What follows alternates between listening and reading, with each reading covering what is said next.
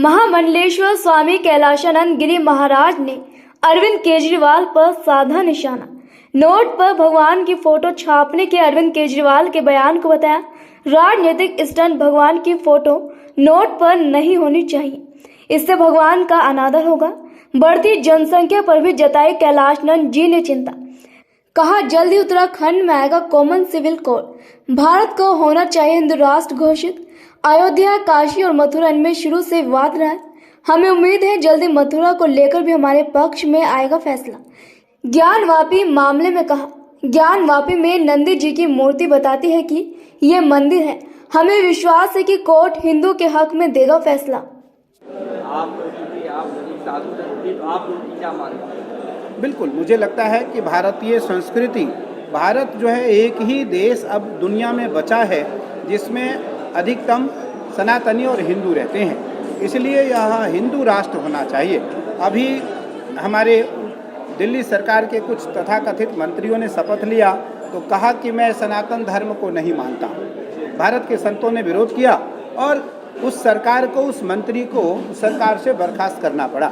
मुझे लगता है भारत आज भी सनातन प्रेमी देश है, इसलिए भारत दुनिया में एक ही देश है भारत जिसको हिंदू राष्ट्र बनाना चाहिए। ज्ञानवापी अयोध्या का निर्णय आया, आने वाले समय में हमें उम्मीद है कि ज्ञानवापी का भी निर्णय आएगा, हिंदुओं के पक्ष में आएगा। क्या लगता है? ज्ञानवापी का जो निर्णय है वो नंदी साक्षी है, किसी से साक्ष्य मांगने की आवश्यकता नहीं है। भगवान शिव के सामने नंदी होते हैं। नंदी यह दर्शा रहे हैं, नंदीश्वर प्रमथनाथ महेश्वराय मंदार पुष्प बहुपुष्प सुपूजिताय तस्मै मकाराय नमः शिवाय। नंदी बता रहे हैं कि महादेव अंदर हैं, महादेव अंदर हैं। इसलिए कोर्ट ने भी एक्सेप्ट किया है हमारी याचिका को। कोर्ट ने कहा इस याचिका में तथ्य है, तथ्य के अनुसार इस याचिका को खारिज नहीं किया जा सकता है। तो मुझे लगता है आज नहीं, थोड़े समय बाद कोर्ट का निर्णय सनातनियों के पक्ष में आएगा। सनातनियों को शांति का संदेश और शांति का समावेश अपने मन में, समाज में रखना चाहिए। कोर्ट के निर्णय की प्रतीक्षा करनी चाहिए। के बाद मथुरा का मुद्दा भी उठ रहा है लगातार। मथुरा में किस तरीके से मथुरा में भी मांग चल रही है? मुझे लगता है कि अयोध्या, काशी और मथुरा तीन का विवाद शुरू से है और तीनों का विवाद कोर्ट के द्वारा इसका निस्तारण होगा और तीनों हमारे हैं, हमें प्राप्त होंगे। जी गुरु जी, एक और है कि जैसे आपने अभी कहा कि योगी जी भी आप ही के आचार्य हैं, तो योगी जी तो राजनीति में आ गए, क्या सीधे राजनीति में पब्लिक करे डिमांड तो आपको भी चुनाव लड़ने का? नहीं, हम तो एक अखाड़े के आचार्य हैं। अखाड़े के आचार्य हैं। 13 अखाड़ों में एक प्रमुख अखाड़ा है निरंजनी अखाड़ा। मैं उस अखाड़े का आचार्य हूँ। हमारे 7 लाखों नागा सन्यासी होते हैं। हमें उनको संदेश देना है, उनको धर्मोपदेश देना है। महाराज जी, आप बरेली से जुड़े हैं, मेरे परिवार के हैं, तो इनको अभी आचार्य नहीं, शंकराचार्य के रूप में आना चाहिए।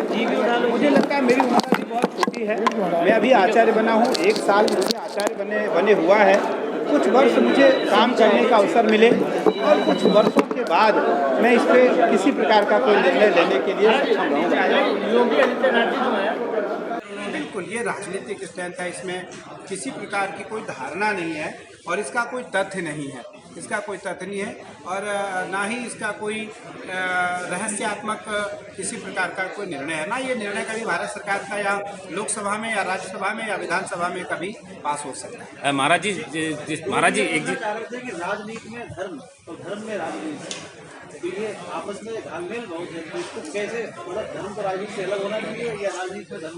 कभी अलग नहीं रहा, कभी अलग नहीं रहा। सदैव राजनीति के ऊपर धर्म नीति प्रखर रहा। धर्म नीति के अधीन राजनीति सदैव रही। हर राजा के राज्य में एक श्रेष्ठ महापुरुष, एक श्रेष्ठ आचार्य, एक श्रेष्ठ मंत्री और एक श्रेष्ठ वैद्य, ये 4 लोग रहा करते थे। इसलिए राजा कभी धर्म नीति से अलग नहीं रहा। इसलिए धर्म नीति और चाणक राजनीति को चाणक नीति कहते हैं और धर्म नीति को विदुर नीति कहते हैं। तो इसलिए 2 नीति अनादिकाल से रही है। तो धर्म कभी राजनीति से अलग नहीं रहा, लेकिन धर्म जो है सदैव राजनीति पर प्रखर रहा, राजनीति पर हावी रहा और राजनेता सदैव धर्माचार्यों के निर्देशन में धर्म का पालन करते थे। अच्छा, ये पे क्या विचार है? मुझे लगता है आधे % भी साधु संत नहीं है। एक हमारे पंथ के आचार्य हमारे योगी आदित्यनाथ जी, कि मेरे भाई हैं, मेरे मित्र भी हैं, और हम दोनों आचार्य हैं। मैं निरंजनी का आचार्य हूँ और वो नाथ पंथ के आचार्य हैं। हम दोनों की परस्पर बहुत अच्छी संधि भी है। हम दोनों छोटे बड़े भाई हैं, क्योंकि उम्र में मुझसे बड़े हैं वो। तो उनकी जो परंपरा रही वो सदैव धर्म के लिए लड़ता रहा वो परंपरा। जब दिग्विजय नाथ जी और अवैधनाथ जी, आदित्यनाथ जी नहीं रहे, तब भी गुरु गोरखनाथ जी, मच्छिंद्र नाथ जी की समय से परंपरा लड़ती रही। इसलिए वह परंपरा के द्वारा धर्म का स्थापन करने के लिए वो राजनीति में अपना जो एक स्तंभ है उन्होंने स्थापित रखा था। तो मुझे लगता है आज भी कहीं % नहीं आती है साधु संतों की। महाराज जी एक चीज़ जानना चाहिए, जो धार्मिक सामग्री बिकती है उस पर देवी देवताओं के फोटो होते हैं, सामग्री इस्तेमाल करते हैं, उसके बाद उसको कूड़ा कचरा में फेंक दिया, क्या लगता है उस पर प्रतिबंध लगना चाहिए नहीं लगना चाहिए? बिल्कुल लगना चाहिए। मैं इसका बहुत विरोध करता हूँ कि किसी भी चीज़ पर हमारे देवी देवताओं स्टिकर नहीं लगना चाहिए, प्रतिमा नहीं लगनी चाहिए। उससे क्या है कि हम वस्तु का प्रयोग करके उसे कूड़ादान में फेंक देते हैं। अंततः भगवान को मूर्ति के रूप में ही माना जाता है, भगवान को प्रतिबिंब के रूप में ही पूजा जाता है। भगवान की पूजा प्रतिबिंब में होती है, तो इसलिए भगवान सदैव पूजनीय हैं और भगवान की पूजा मंदिरों में, मठों में, घरों में और दिलों में की जाती है, होनी चाहिए। क्या मांग करते हैं? ने हमारा बहुत जोर से स्वागत किया। मैं बहुत लेट हुआ, कार्यक्रम रास्ते में बहुत होने के कारण बहुत लेट होते हुए भी मुझे लगता है सैकड़ों गाड़ियों के द्वारा अनिल जी और सुनील जी और मेयर साहब के नेतृत्व में हमारा स्वागत हुआ। स्वागत क्या है, तो अपना स्वागत था, घर का स्वागत था, क्योंकि मैं बरेली का हूँ। तो मैं तो बरेली में आकर के कोई स्वागत, कोई दक्षिणा, कोई किसी प्रकार की मैं यहाँ से रिस्पॉन्स नहीं चाहता हूँ। मैं तो चाहता हूँ ये हमारे परिवार है और यहाँ की जो रिस्पॉन्सिबिलिटी है वो उसका निर्वहन मुझे करना है। मुझे रिस्पॉन्स बरेली से नहीं चाहिए, मुझे रिस्पॉन्सिबिलिटी चाहिए। क्या?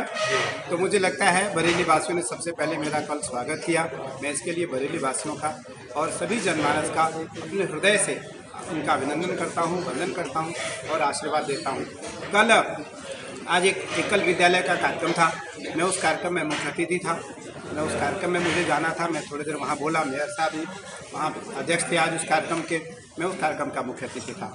कल एक संस्था है यहाँ, जिस संस्था के द्वारा गरीब कन्याओं का विवाह हो रहा है, परिचय सम्मेलन लगभग मयंक अच्छा मयंक संगधार जी उसके आयोजक हैं और वहाँ करीबन सैकड़ों गरीब कन्याओं का विवाह है। मुझे उसमें थोड़ी देर भाग लेना है और मुझे वापस हरिद्वार के लिए प्रस्थान।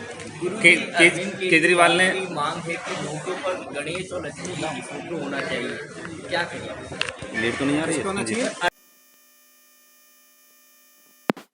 उनकी मांग है कि जो नोट होते हैं गांधी जी गणेश की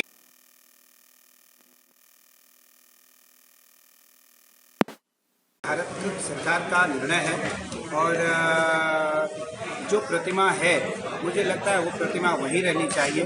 गणेश जी की प्रतिमा जेब में ना आए, मंदिर में रहे। गणेश जी की प्रतिमा घरों में उनकी पूजा हो, घरों में उनकी पूजा हो। हम किसी भी प्रतिमा का अनादर करते हैं जब वो प्रतिमा किसी पेपर पे, किसी नोट पे या किसी कागज़ में छपता है। तो इसलिए भगवान का जो अर्चन है, भगवान का जो अभ्युदय है, उनकी शोभा मंदिर में है, उनकी शोभा मंदिर में है। और हो सकता है केजरीवाल का कोई राजनीतिक स्टैंड हो। गुजरात में चुनाव भी है, क्या मैं बिल्कुल क्या संघ का ही नहीं, भारत के साधु संतों का भी यह मांग है कि बढ़ती जनसंख्या पे व्यक्ति को निसंदेह आपस में आकर के निर्णय लेना चाहिए और भारत सरकार को भी, राज्य सरकार को भी। अब तो सिविल कोड कानून उत्तराखंड सरकार लागू करने वाला है। आज कल की मीटिंग थी वहाँ, उस मीटिंग में मुझे भी रहना था, लेकिन मुझे बरेली आना था। तो जितने भी सिविल कोड का जो भी नियम कानून लगाए गए हैं उसमें जितने सदस्य हैं उन सदस्यों का बैठक कल अखाड़ा परिषद के पदाधिकारियों के साथ हरिद्वार में हो रही थी और हुई है। मुझे लगता है ये बहुत आवश्यक है। आज हम लोग जब विदेश जाते हैं तो विदेश में आज अमेरिका जैसी जो बड़ी कंट्री है वहाँ 94% लोग डिप्रेशन में है। चौरा हमारे यहाँ तो हम मस्ती से आनंद से खाते पीते आनंद लेते हैं, लेकिन वो बहुत दुखी है। क्यों दुखी? क्योंकि जो आबादी है वो बहुत बढ़ना उचित नहीं है, इसलिए इसके लिए समान नागरिक संहिता बहुत आवश्यक है।